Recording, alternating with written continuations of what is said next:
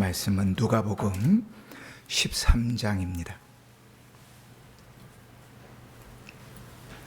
22절로 30절까지.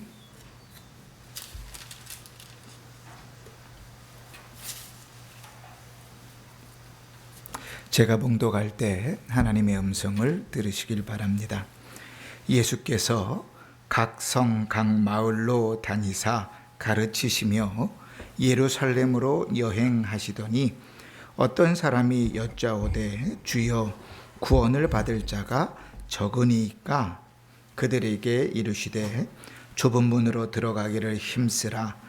내가 너희에게 이르노니 들어가기를 구하여도 못하는 자가 많으리라. 집주인이 일어나 문을 한 번 닫은 후에 너희가 밖에 서서 문을 두드리며 주여 열어주소서 하면 그가 대답하여 이르되 나는 너희가 어디서 온 자인지 알지 못하노라 하리니 그때 너희가 말하되 우리는 주 앞에서 먹고 마셨으며 주는 또한 우리의 길거리에서 가르치셨나이다 하나 그가 너희에게 말하여 이르되 나는 너희가 어디에서 왔는지 알지 못하노라. 행악하는 모든 자들아 나를 떠나가라 하리라. 너희가 아브라함과 이삭과 야곱과 모든 선지자는 하나님 나라에 있고 오직 너희는 밖에 쫓겨난 것을 볼 때에 거기서 슬피 울며 이를 갈리라. 사람들이 동서남북으로부터 와서 하나님의 나라 잔치에 참여하리니 보라 나중된 자로서 먼저 될 자도 있고 먼저 된 자로서 나중될 자도 있느니라 하시더라. 아멘. 우리가 지난주에 말씀을 들으면서 하나님 나라 천국이 성경에 두 가지 의미로 가르쳐진다 그랬지요. 하나는 장소의 개념이라 그랬습니다. 지금 하나님 계시는 곳, 그리스도께서 하나님 우편에 앉아 계시는 곳, 우리가 죽으면 주와 함께 머물러 있을 곳, 그 천국이죠. 그래서 장소의 개념으로 이해하려고 우리 옛 어른들은 천당 이렇게 얘기하기도 했습니다. 그러나 그렇게만 하나님 나라를 이해하면 하나님 나라에 대해서 주 예수님께서 말씀하시는 많은 내용들을 전혀 이해할 수가 없다. 하나님 나라가 천당도 있지만 또 예수님께서는 하나님께서 다스리시는 것, 하나님의 통치의 개념을 하나님 나라라 그랬습니다. 하나님이 다스리지 않는 곳이 어디 있겠어요? 모든 것을 하나님께서 다스리시지만 특히 예수를 믿는 성도가 말씀을 따라 순종하며 살아가는 그 자리가 하나님의 나라가 임하는 자리라. 하나님의 일하심과 하나님의 통치가 일하는 자리라 그랬습니다. 그러나 하나님 나라는 외적으로는 큰 겨자나무처럼 풍성함도 있고 또 누룩처럼 전체에 영향을 미치는 강력한 것이다 그랬습니다. 우리가 그냥 살아가는 것, 죽지 못해 억지로 사는 것 아니고 이 땅을 살면서 하나님 나라를 이루며 사는 겁니다. 하나님 나라를 맛보며 사는 것입니다. 주의 말씀을 순종해 살아감으로 하나님 나라를 이 땅에서 누리며 사는 것입니다. 그러니 우리가 이 땅을 사랑하면서 힘써 말씀을 따라 살고 힘써 하나님의 말씀에 순종하며 살 때 그곳에 하나님의 나라가 임하고 이 땅에서는 알 수도 없고 줄 수도 없고 헤아릴 수도 없는 그 은혜가 우리의 삶 가운데 풍성하게 넘칠 것입니다. 말씀 듣고 한 주간 동안 그렇게 힘써 사셨지요? 주여 아멘인데 또 그래도 또 우리 주어진 삶 속에 그렇게 하나님 나라를 이루며 사시기를, 그런 복된 삶을 살기를 주의 이름으로 다시 한번 축원합니다. 아멘. 예수님께서 오늘 본문에 보면 마지막 예루살렘 길을 가십니다. 그 예수 따르는 사람들, 예수 믿는 사람들은 제가 보니까 참 형편없어요. 주인을, 스승을 잘 헤아릴 줄 몰라요. 예수님께서 잡히시기 전날 밤에도 좀 기도하라고 그렇게 얘기해도 꾸벅꾸벅 졸고 앉아 있잖아요. 깨워도 또 졸고 앉아 있잖아요. 근데 주님께서 지금 마지막 길을 걸어가고 계세요. 이제 예루살렘에 들어가시면 십자가에 못 박혀 죽으시는 길이에요. 예수님은 여러 번 내가 죽을 것이다, 부활할 것이다를 이야기하셨어요. 아무도 거기에 요동하지 않았지요. 근데 예수님 자신은 이제 죽으러 가는 그 길, 마지막 그 길이니 어떻게 해야 되겠어요? 한 군데라도, 한 사람이라도 더 복음을 전하고 더 복음을 듣게 해야 되겠다는 그 마음에 오늘 말씀 보니까 예수께서 각성 각 마을로 다니시며 가르치셨다. 일부러 성마다, 일부러 마을마다 들어가시면서 주의 말씀들을 가르치십니다. 그런데 그 여정 중에 만났던 어떤 한 사람, 어디서 만났는지도 모르고 누구인지도 모르는 어떤 사람이 예수님께 나와서 이렇게 묻습니다. 23절에 어떤 사람이 여짜오되 주여 구원받을 자가 적으니까 그들에게 이르시되. 뭐라고 물었어요? 구원받을 사람이 적습니까? 묻는 거죠. 우리는요, 하면 그 말의 의도를 파악해야 돼요. 그죠? 구원받을 사람이 적습니까? 하는 말은 무슨 얘기예요? 주님, 구원받을 사람이 얼마나 됩니까? 구원받을 사람이 많습니까? 적습니까? 이 물음이죠. 그죠? 그냥 적냐고만 물어보는 게 아니잖아요. 그런데 이 물음을 조금 더 깊이 생각하면 그 내면에는 어떤 질문이 있냐면 이런 게 있어요. 주님, 나는 구원받았습니까? 주님, 쟤는 구원받았습니까? 주님, 내 옆에 그 친구 있잖아요. 그 사람은 구원받았습니까? 사실 이 질문은 우리에게요, 떠나지 않는 질문이에요. 많은 사람들이 이러한 질문을 합니다. 특히 아직 복음을 듣지 않는 사람들, 주 앞에 회개하고 돌아오지 않는 사람들, 그들을 향한 우리의 궁금증이기도 하죠.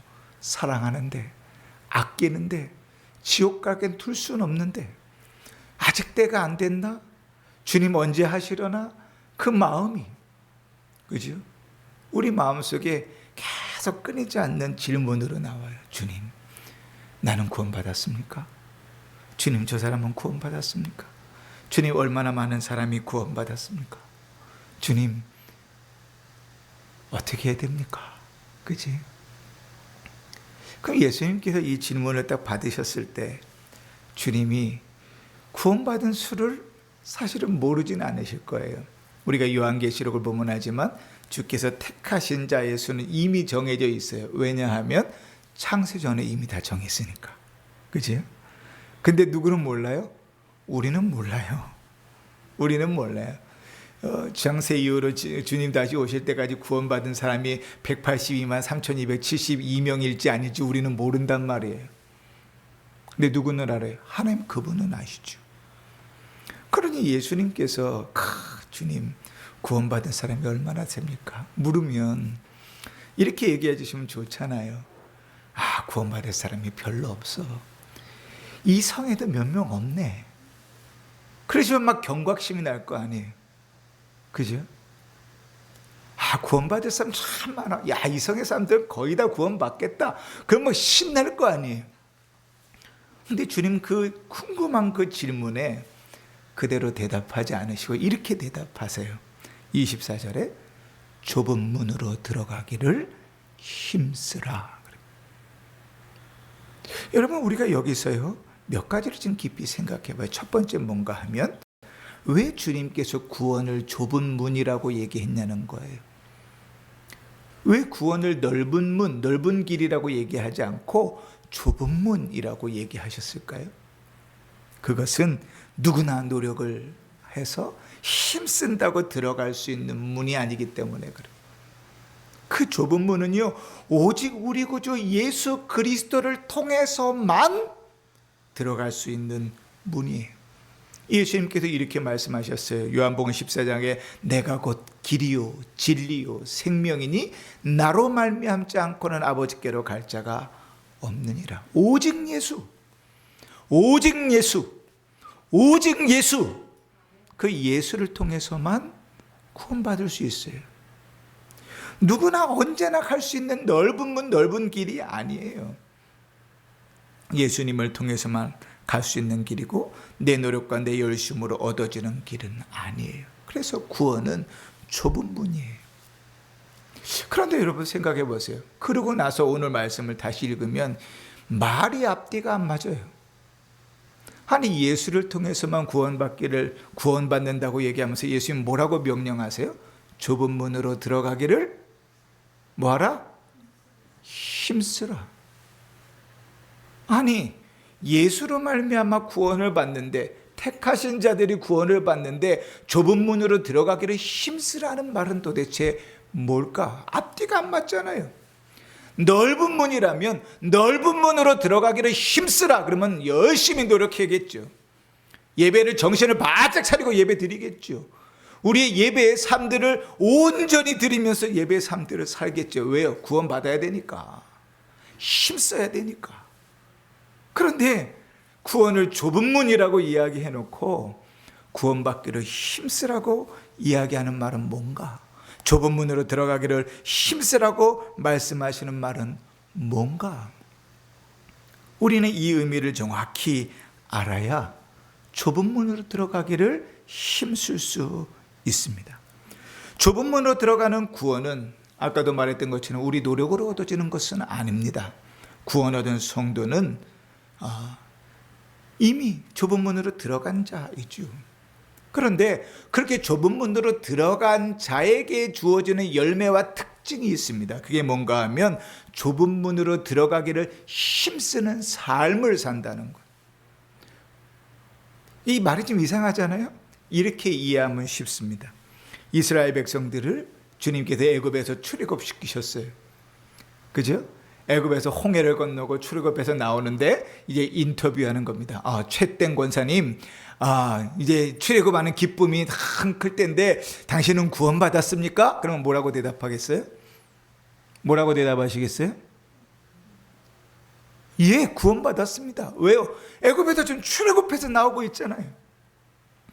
근데 출애굽해서 나와서 바로 가나안 땅으로 들어갔나요? 아니요. 40년을 광야에서 돌았어요. 그 광야에서 돌고 있는 그들에게 다시 한번 묻습니다. 우리 권사님, 자, 구원받았습니까? 그럼 뭐라고 대답하겠어요? 어떤 사람은 구원받았습니다. 애굽에서 나왔으니까요. 근데 어떤 사람은 아직 구원 안 받았습니다. 왜요? 아직 약속의 땅으로 들어가지 않았으니까요. 그지? 그래서 성경은 구원을 두 가지를 얘기합니다. 하나는 우리 구주 예수 그리스도로 말미암아 죄와 사망에서 건짐받은 구원. 그지? 구원 받으셨습니까? 아이고 주여, 참 이 중차대한 시간에 이 참 다시 한번 구원 받았습니까? 아멘이죠. 그럼 구원 받았으면 우리는 어디에 살고 있어야 돼 지금? 천국에 살고 있어야 되는데 아직 천국에 못 가고 있다고요. 그러면 아직 이 땅의 삶은 구원은 받았으나 아직 구원받지 않은 삶이죠. 그래서 베드로 사도는 우리의 이 땅의 삶을 뭐라고 얘기하냐면 구원에 이르도록 자라는 삶이라. 베드로전서 2장 2절에 갓난아이들 같이 순전하고 신령한 젖을 사모하라. 이는 그로 말미암아 너희로 구원에 이르도록 자라게 하려 함이라. 그 신자는 구원받았으나 아직 그 구원이 완성된 게 아니에요. 그러니까 이 땅을 살아가는 삶은 뭐예요? 구원을 향하여 나가는 거예요.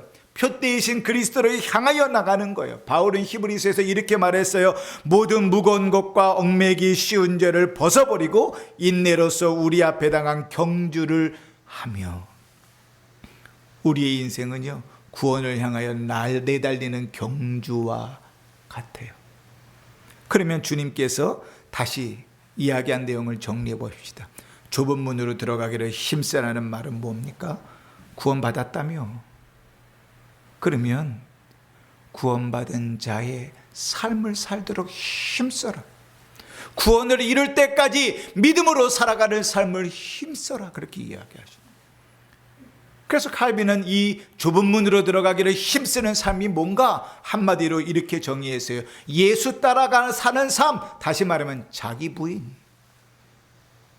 날마다 내가 죽고 예수가 살게 하는 것, 이 땅을 살아가면서 좁은 문으로 들어가기를 힘쓰는 삶 가운데 인내하며 살아가는 것, 그게 신자에게 주님께서 요구하시는 것이다. 그러니까요, 이 사람 구원받았어, 저 사람 구원받았어, 여기 관심 갖지 말고 너는 뭐 하는 거야? 네가 정말 구원받았다면 믿는 자다운 삶을 살아라. 믿는 자답게 예배드리고, 믿는 자답게 살고, 믿는 자다운 마음을 가지고, 믿는 자다운 행동을 살아라. 힘써라. 좁은 문으로 들어가기를 힘써라. 존 오웬이라는 청교도 목사는 이렇게 얘기했어요. 우리 안에 내주하시는 성령의 능력으로 죄와 싸우는 성화의 과정이다. 그러면서 이렇게 말합니다. 성도의 힘씀은 구원을 얻기 위해 공로를 쌓는 행위가 아니라 이미 받은 구원받은 자로서 우리를 여전히 넘어뜨리려는 죄의 세력과 맞서 싸우는 영적인 전투다. 좁은 문으로 들어가기를 힘쓰라 하는 것, 죽을 힘을 다해 싸워라. 믿음의 삶대로 싸워라. 구원받았다면, 천국 간다면 천국 가는 삶을 죽을 힘을 다해서 싸워 이루어내라. 내가 죽고 예수가 사는 삶을 싸워라. 우리 식으로 바꾸면 이런 거겠지요. 나의 게으름이나 정욕이나 시기나 교만이나 이런 것들과 날마다 싸워라. 구원받은 영혼 안에서 벌어지는 치열한 내적인 싸움 가운데서 사도 바울이 얘기했던 것처럼 나는 날마다 죽노라 하는 그 죽음의 길을 걸어가라. 그게 좁은 문으로 들어가기를 힘쓰는 삶이다. 근데 현대의 성도들을 보면 그 힘씀과 애씀은 없습니다. 딱 구원파 신앙을 가지고 있어요. 이단의 신앙을. 난 구원받았으니까, 난 천국 가니까. 신앙이 막 무너져도 거기에 관심이 없어요. 믿음의 산들이 다 무너져도 거기에 별로 관심이 없어요. 종교적인 행위는 잘합니다. 예배 자리에 안전은 있고 11조도 드리고 헌금도 하고 성경 공부도 하고 봉사도 하고 다 해요. 근데 그 안에 경건의 능력이 없어요. 예수의 능력이 없어요. 주님께서 이 말씀을 예를 들어서 이어서 정확하게 이렇게 얘기하시는 거죠. 여러분, 존 버년이 쓴 철로 역정이라는 소설이 있습니다. 그치? 그 소설의 얘기가 딱 좁은 문으로 들어간 이 얘기예요. 크리스찬이라는 주인공이요, 멸망의 도시를 등지고 생명을 외치면서 좁은 문을 향하여 그 길을 걸어갑니다. 좁은 문을 향하여 걸어가는 그 길에 조롱도 있고 회유도 있고 수많은 장애물들도 있지만 오직 그 좁은 문을 향하여 그 길을 걸어갑니다. 이게 신자의 삶이에요. 믿음으로 살아가는 자, 구원받은 자의 삶이에요. 구원받은 성도는 좁은 문으로 들어가기를 힘쓰는 자입니다. 그런데 여러분, 좁은 문으로 들어가기를 힘써야 되는데 좀 전에 얘기했던 것처럼 함정이 있어요. 뭔가 하면 오늘 주님께서 쭉 바리새인과 서기관들을 예로 말씀하시는 비움과 같이요, 28절에 보면 이제 좁은 문이 닫힐 때가 있어요. 문이 닫히고 나면 반드시 이렇게 이야기하는 사람들이 있다는 거예요. 28절입니다. 그때 너희가 말하되 우리는 주 앞에서 먹고 마셨으며 주는 또한 우리를 길거리에서 가르치셨나이다. 이게 좀 구원받은 사람이에요? 지옥 갈 사람이에요? 그 지옥 갈 사람이죠. 근데 그들이 스스로 얘기하는 거예요. 우리가 주의 앞에서 먹고 마셨고 우리를 길거리에서 예수님께서 우리를 가르쳐 주셨습니다. 이 말씀의 병행구절인 마태복음 7장에는 더 리얼하게 이렇게 얘기해요. 그날에 많은 사람이 나더러 주여 이르되 주여 주여 우리가 주의 이름으로 선지자 노릇을 하며 주의 이름으로 귀신을 쫓아내며 주의 이름으로 많은 권능을 행하지 아니하였나이까. 근데 예수님께서 뭐라고 얘기하신다고요? 너네는 좁은 문으로 들어가기를 힘쓰지 않은 자들이다. 바리새인과 서기관들이 당연한 것처럼 나는 구원을 받았다라고 확신하고 있는데 그들은 주님께서 모른다고 얘기하죠. 우리 식으로 바꿔볼까요? 주와 함께 먹고 주의 말씀을 들으며 주님께서 행하셨던 주의 이름으로 능력을 행했던 자들, 우리식으로 바꾸면 예배 자리에 앉아있고 교회에 출석은 하고 성찬에 참여도 하고 성경 공부도 하고 봉사도 하는 사람들, 그런데 주님께서 뭐라고, 난 너 몰라 라고 얘기하는 자들이 있다는 거예요. 외적으로 볼 때는 신실한 그리스도인인데, 저를 보세요. 외적으로 볼 때 신실한 그리스도인인데 그 안에 복음의 능력이 없어요. 열심히 믿음의 삶을 살았어요. 그래서 나는 구원받았다고 착각하고 있는데 뭐는 없어요? 좁은 문으로 들어가기를 힘씀이 없어요. 그 삶 속에 내가 옛날에 예수 만났는데 뭐, 옛날에 구원받았는데 뭐, 딱 2단 구원파식의 믿음이에요. 신자는 어떻게 산다고요? 지금도 치열하게 좁은 문으로 들어가는 힘씀과 애씀을 가지고 산다. 그게 우리 안에 미쳐지는 성령의 열매예요. 그게 우리 안에 미쳐지는 신자의 증거예요. 예수님께서 그들을 향하여 2번이나 모른다 이렇게 얘기하십니다. 25절에도 알지 못하노라, 27절에도 알지 못하노라. 왜 예수님은 이들을 알지 못한다고 얘기했을까요? 예수님이 기억이 깜빡깜빡 해가지고 그래가지고 모른다 그랬을까요? 하도 본 사람들이 많아가지고 모른다 그러셨을까요? 왜 예수님은 그들을 모른다 그러셨을까요? 여러분, 이 히브리인들에게 안다라는 이 말은 단순히 지식을 얘기하는 게 아닙니다. 이 히브리인들에게 안다라는 말은 인격적인 관계 속에서 맺혀지는 거예요. 그래서 이 히브리인들이 안다, 야다라는 말을 어디다 쓰냐면 부부관계를 향해서 씁니다. 부부가 되었다. 서로가 서로를 다 안다라고 표현하는 거예요. 그러니까 예수님께서 모른다는 얘기는 뭡니까? 나하고 성경 공부한 건 알지. 예배 자리에 앉아 있었던 건 알지. 성찬의 자리에 참여했었던 건 알지. 그런데 뭐, 너한텐 그게 다잖아. 예배 자리에 앉아있는 게 다고, 성찬의 자리에 참여하는 게 다고, 성경 공부를 하는 게 다고, 그것을 통해서 나를 만났느냐, 그것을 통해서 하나님을 만났느냐, 그것을 통하여 예수의 능력이 내 삶을 바꾸었느냐, 그것을 통하여 좁은 문으로 들어가기를 힘쓰며 살았느냐 묻는 거예요, 주님께서. 바리새인과 서기관들은 그러지 않았다는 거예요. 주님 앞에서 말씀을 듣고 주님의 행하시는 기적을 경험하고 주님의 행하시는 능력을 봤으면서도 그것이 목적이고 그것이 즐거움일 뿐, 그게 내 삶에 아무런 영향을 미치지 못해서 내 믿음이 한 걸음 주님 앞에 나아가도록 만들지 않았다는 거. 주님 모른다고 얘기하시는 거예요. 난 너 모른다. 주님, 제가 예배를 한 번도 안 빼먹었습니다. 난 너 모른다. 주님, 내가 얼마나 열심히 봉사했는데요. 난 너 모른다. 주님, 내가 성경 공부를 제자반까지 다 이수했습니다. 난 너 모른다. 주님이 뭘 물어요? 그 만남이, 그 예배가, 그 성경 공부가, 그 봉사가 너희 인생을 좁은 문으로 얼마나 들어가기를 힘쓰게 만들어, 네 인생이 얼마나 주님 앞에 변하게 만들었니, 네가 얼마나 믿음 앞으로 서게 만들었니를 물으시는 거예요. 예수님을 통해 하나님을 알고 믿음이 자라고 자기를 부인하고 좁은 문으로 들어가는 삶을 애쓰고 그로 인하여 예수를 알아가고 하나님을 알아가고 내가 얼마나 죄인인지를 알아가는 것, 그게 구원받은 신자에게 주어져 있는 열매예요. 20년 전에, 30년 전에, 50년 전에 내가 예수 믿었으니까 나는 구원은 따놨어. 그러니 내 믿음의 삶이 어떻게 되든지, 내가 봉사를 어떻게 하든지, 예배를 어떤 모양으로 드리든지 아무런 상관없어. 나는 구원받을 거야. 그러한 생각을 하고 있는 바리새인과 서기관들을 향하여 주님께서 말씀하신, 난 너 몰라. 난 너 몰라. 이미 문은 닫혔고 못 들어온다고 말씀하시는 거예요.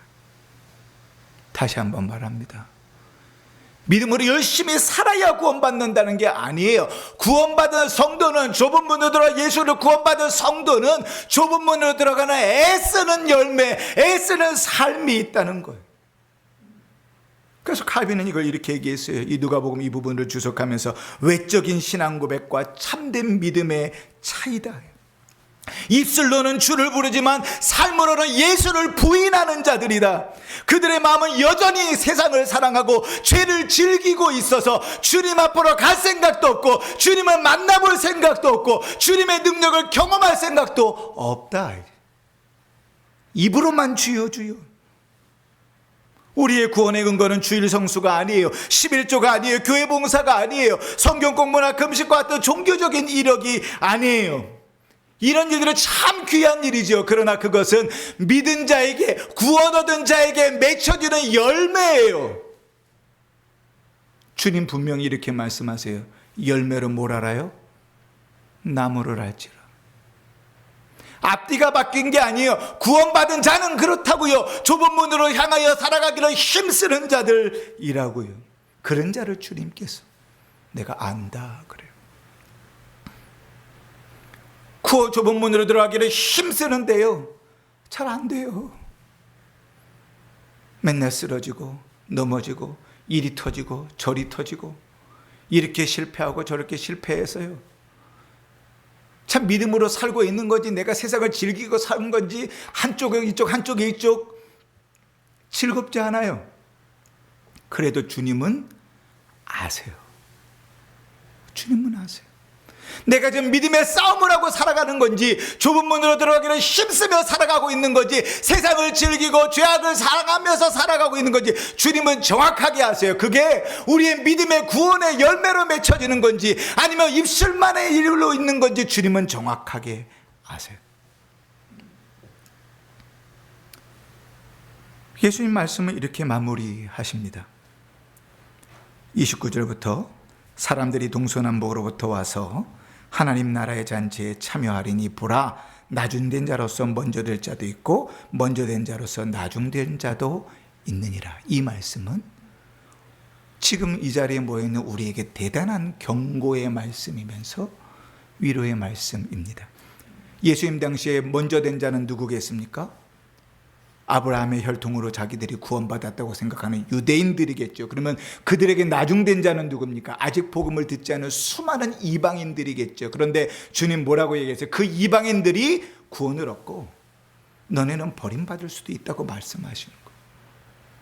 그러면 우리의 삶으로 우리의 시대로 그 말씀을 그대로 끄집어와서 정의해 보십시다. 먼저 된 자는 뭡니까? 모태신앙으로 살아가고 있었던 자들, 혹은 오랫동안 교회를 다니면서 타석에 젖어서 그저 그렇게 교회만 왔다 갔다 하면서 살아가는 이들, 경건의 능력도 없고 노력도 없고 애씀도 없고 힘쓰도 없고 예수를 닮아가려 하지도 않고 경건의 능력이 그 삶에서 드러나지도 않는 그저 그렇게 예배만 채우고 헌금만 드리고 살아가는 이들, 나중된 자들은 누굽니까? 이제 막 예수를 믿기 시작한 사람들, 혹은 세상에서 아직 주께로 돌아오지 않은 이들, 주님 그들을 향하여 말씀하세요. 그들이 너희보다 먼저 될 자가 있다. 20년 전, 30년 전, 50년 전에 네가 예수를 믿었어도 너는 버림받고 한참 늦게 세상에서 방황하다가 주 앞에 돌아와도 구원받는 자가 있을 수도 있다. 다 그렇다는 게 아니에요. 말씀을 정확히 보세요. 도 있고 도 있다. 그죠? 우리에겐 대단한 경고죠. 여러분 신앙생활 얼마나 하셨습니까? 혹은 모태신앙이십니까? 몇십 년 신앙생활 하셨습니까? 그럼 다시 한번 묻습니다. 우리 안에 경건의 능력이 있습니까? 우리 안에 좁은 문을 향하여 힘써 살아가는 힘씀과 애씀이 있습니까? 아니면 그냥 겨우 예배 자리에 앉아있는 것으로 만족하고 헌금 드리는 것으로 위로를 삼고 살아갑니까? 내가 문제가 있을 때 하나님 날 도우시면 할렐루야고, 그렇지 않을 때는 하나님과 관계없는 삶을 살아갑니까? 그러면 회개해야 돼요. 주님 좁은 문으로 들어가기를 힘쓰라 하시거든. 제일 말 안 듣고 제일 회개하지 못하는 사람들, 몇십 년씩 신앙생활한 사람, 모태신앙인 사람. 그래서 혹자는 그래요. 모태신앙을 못된 신앙이라 그러죠. 말씀을 들으려 하지도 않고 변하려 하지도 않아요. 너무 익숙하니까. 그런데 본인이 경건의 능력이 없다는 생각도 안 하고, 심지어는 이 바리새인과 서기관처럼 본인은 구원받았다고 착각해요. 열매가 없는데. 얻어 터지고 실패하고 좌절해도 좁은 문을 향하여 힘쓰고 애씀이 없는데 주님께서 성공하라고 얘기하시는 건 아니에요. 죽을 힘을 향하여 푯대를 향하여 나가고 좁은 문을 향하여 나가는 그 일이 있어야 그 열매가 있어요. 구원받은 성도라고요. 위로가 되는 것은 아직 우리에겐 그 좁은 문이 열려 있습니다. 오늘 예수님께서 우리에게 넌 지금 어디 있냐? 라고 물으시면 여러분 뭐라고 대답하시겠습니까? 나는 구경공처럼 그냥 서 있습니다. 나는 구원받은 자리로 자라고 생각하고 안주하고 있습니다. 혹은 나는 좁은 문으로 들어가기 위하여 힘쓰고 있습니다. 여러분 뭐라고 대답하시겠습니까? 오늘 성령의 음성 앞에 우리의 삶을 돌아보시고 자기를 부인하며 좁은 문으로 들어가기를 힘쓰는 성도가 되시기를 바랍니다. 그렇게 믿음의 삶을 살아 우리 주님께서 내가 너를 안다 말씀하시고 잘하였도다 착하고 충성된 종아 내 주인의 즐거움에 참여할지어다 말씀을 듣는 복된 성도가 되시기를 주의 이름으로 축원합니다. 아멘.